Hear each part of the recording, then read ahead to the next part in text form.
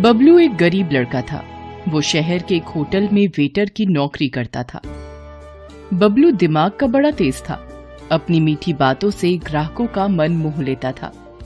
इससे उसे अच्छी खासी टिप मिल जाया करती थी, मगर फिर भी कभी कभी उसे ऐसे ग्राहक मिल ही जाते जो बड़े कंगले होते थे।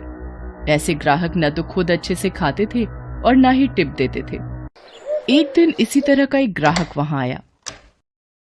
बताइए साहब, क्या लाऊं? खाने में क्या क्या है?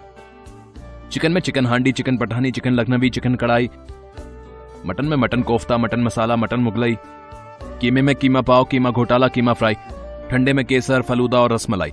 गरम में नॉर्मल, स्पेशल, मसाला, कॉफी और चाय। बताइए साहब, क्या लाऊं? इतना कहकर बबलू ने ऑर्डर लिखने के लिए एक पेन निकाला। ऐसा करो, फटाफट एक चाय लेकर आओ। ऑर्डर सुनते ही बबलू का मुंह उतर गया। वह बोला, बस चाय? हाँ। बबलू मुंह लटकाए अंदर गया और दूसरे वेटर से बोला, चाय दे दे उस कंगले को। उस शाम होटल के मालिक ने बबलू और दूसरे काम करने वालों को एक बुरी खबर सुनाई। अब इस होटल को हमेशा के लिए बंद करने का टाइम आ गया है। क्या हो गया सेठ?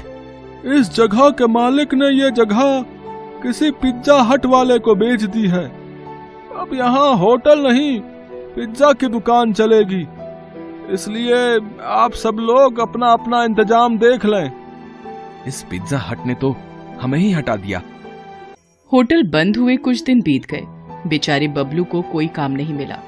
वो अपनी छोटी सी खोली में उदास बैठा था। तभी उससे मिलने उसका एक दोस्त रघु वहां आया। रघु को देखकर बबलू बहुत खुश हुआ। उसने उसके लिए गर्मा गर्म चाय और पकौड़े बनाए। वाह, क्या पकौड़े बनाए यार तूने। ये तो जैसे मुंह में घुले से जा रहे हैं। एक काम क्यों नहीं करता, तू चाय और पकौड़े का एक छोटा सा ढाबा खोल ले यार।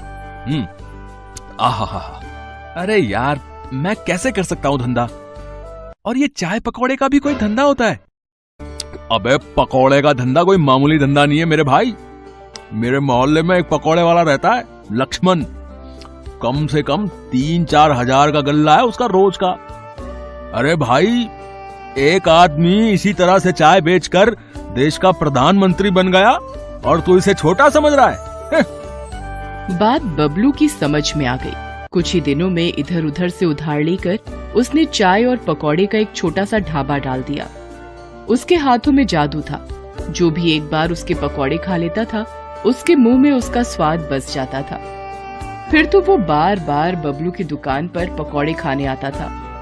बबलू का स्वभाव भी बहुत विनम्र था। वह ग्राहकों से बड़ी प्यारी प्यारी बातें करता था। लोग उसके स्वभाव से खुश होकर भी उसकी दुकान पर जा पहुंचते और मन ना होते हुए भी वहां से चाय पकौड़े खाकर ही उठते थे। इस तरह बबलू का ढाबा जोरों से चल निकला। उसे इस ढाबे से अच्छी खासी आमदनी भी होने लगी। एक दिन बबलू अपनी दुकान पर बैठा सोच रहा था, मैं बेकार ही इस धंधे को छोटा समझ रहा था। इस धंधे ने तो मुझे कहां से कहां पहुंचा दिया है। आज मुझे समझ में आ गया है कि ईमानदारी से किया गया कोई भी काम छोटा या बड़ा नहीं होता है। अभी बबलू ये सब सोच ही रहा था कि वहां एक कार आकर रुकी। कार से 2 आदमी लड़खड़ाते हुए निकले और बबलू से कहा, ए हीरो, इधर आ। बबलू ढाबे से निकलकर जल्दी से उनके पास गया। उनके मुंह से शराब की बू आ रही थी। एक काम कर, 2 प्लेट आलू पकौड़े, 2 प्लेट प्याज पकौड़े और 1 प्लेट मूंग दाल का पकौड़ा लेके आ जल्दी से। बबलू ने देखा कि दूसरे आदमी ने शराब की बोतल और 2 गिलास निकाले और कार की बोनट पर रख दिया। उनका इरादा वहीं शराब पीने का था। उनका इरादा समझकर बबलू बोला, साहब, पब्लिक प्लेस में शराब मत पीजिए। अबे जा, ज्ञान मत दे, ऑर्डर ला जल्दी से। बबलू जल्दी से ऑर्डर लेकर आया। उन दोनों आदमियों ने वहां शराब पी और पकौड़े भी खाए। फिर दोनों वहां से जाने लगे। तभी वहां बबलू आया और बोला, साहब, पैसे तो देते जाओ। मुझसे पैसे मांग रहा है? अबे जानता मैं कौन हूँ? आप कोई भी हो, मुझे मेरे पैसे दे दो। आपके टोटल 120 रुपया हुआ है।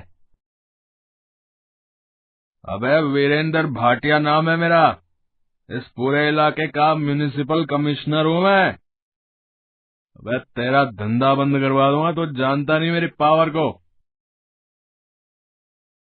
मैंने तो बस अपने पैसे मांगे थे साहब।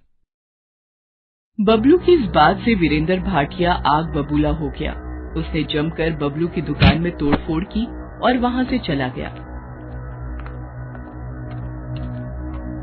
बेचारा बबलू अपने ढाबे की हालत देखकर रो पड़ा। वीरेंद्र भाटिया का गुस्सा इतने से शांत नहीं हुआ। अगले दिन बबलू को दुकान बंद करने का नोटिस मिल गया म्युनिसिपालिटी से।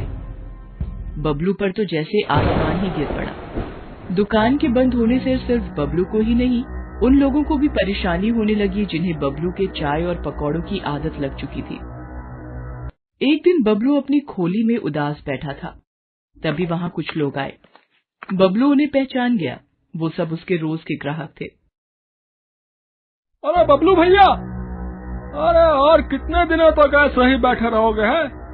अगर अभी कुछ नहीं किया गया तो इस भाटिया की मनमानी बढ़ती ही जाएगी, बता रहे हैं। आज तुम्हारी दुकान बंद की है, कल हो सकता है पूरा बाजार बंद कर दे। तो मैं अब कर भी क्या सकता हूँ? तुम हमारे साथ उस भाटिया के ऑफिस में चलो, हम वहीं विरोध प्रदर्शन करेंगे।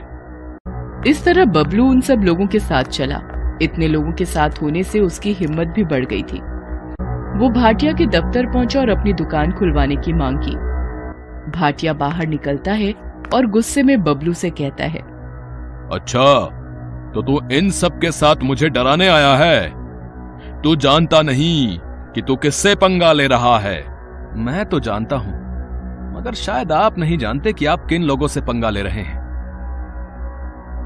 ये गुप्ता जी हैं, हमारे एरिया के इंस्पेक्टर। रोज ड्यूटी के बाद ये मेरी ही दुकान पर चाय पकौड़े खाने आते थे। ये धर्मपाल जी हैं, यहां के एमएलए के खास आदमी। इनकी पार्टी की मीटिंग भी मेरी ही दुकान पर मेरे ही चाय के पकौड़ों के साथ होती है। आज 10 दिन से मेरी दुकान बंद है। ये सब गुस्से से बौखलाए हुए हैं। अब आप समझ लीजिए कि कौन किससे पंगा ले रहा है। ये छोकरा ठीक ही कह रहा है। पुलिस और नेता लोगों से पंगे लेना ठीक नहीं है। ठीक है, मैं तुम्हारी दुकान खोलने के कागज तैयार करवाता हूं। फिर भाटिया अंदर जाता है और बबलू की दुकान का परमिट लाकर उसे दे देता है। इस तरह बबलू की होशियारी और लोगों के साथ से उसकी दुकान फिर से